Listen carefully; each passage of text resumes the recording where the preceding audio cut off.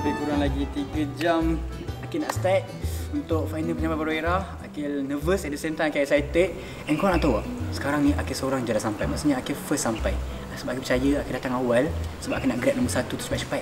So insyaAllah malam ni Akil kot juara penyampai baru era. Dalam mindset kita 5 je, 5. Sekali 7 dia orang bawa pergi final. Tapi malam ni alhamdulillah kita dah prepare semua untuk task untuk malam ni, insyaAllah harapnya semua berjalan dengan lancar dan kawan-kawan saya juga dapat buat yang terbaik. Adeline just nak cakap ya, Adeline dah well prepared. So anything yang nanti diorang bagi kat Adeline, insyaAllah Adeline boleh jawab. Okay, so korang stay tuned for the finals. Saya rasa hari ni mungkin saya just enjoy the moment. Mungkin saya akan keluarkan lucu-lucu yang saya tak pernah lucu sebelum ni. Dan mungkin saya nak kalahkan Akil lah, yang lain tak nak. Yang lain okey. Tapi yang penting kita orang memang dah janji malam ni nak just enjoy je. Apa-apa keputusan pun kita orang terima dengan hati yang terbuka. So, apa pun jadi malam ni, saya akan buat yang terbaik. Kita just enjoy ourselves. Tapi nervous tak nervous dan saya rasa macam masuk Dewi Remaja pula. Haris tak ada prepare apa sangat pun. Haris just guna ilmu-ilmu yang dah Haris belajar sepanjang 2 minggu ni. Tapi apa pun, all the best untuk kita orang semua.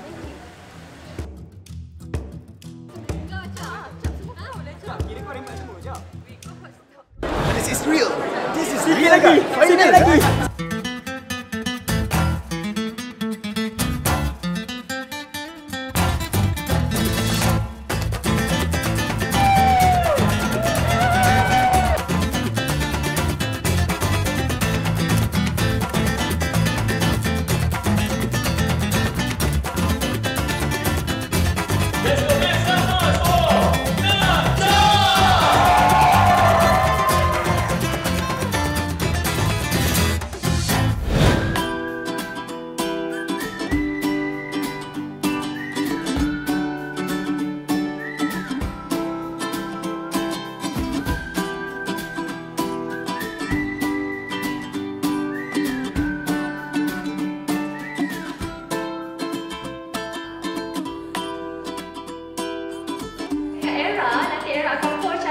Dapatkan Danger Limited Edition. Era adopt je dekat TikTok, check it out kat Police Orang. Alright, by the way jangan gaduh-gaduh dengan looknya Aryu Wanita. Era music hits terkini. Benda yang ini nak jual kat korang ni, Taylor Swift pernah pegang guys. Kalau mau beli, SUR 0394. Alamak, Asti sudah panggil saya balik dulu. Tapi sekarang ni, aku kena bunuh. Era, apa nampak ni? Kamera dengan kamera jadi.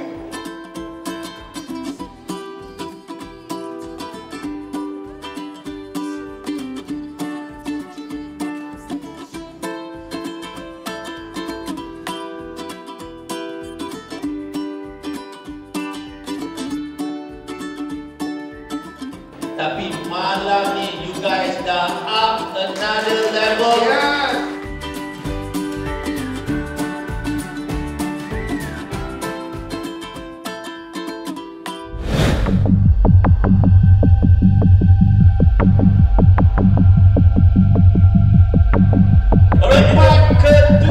Tempat ketujuh yang bakal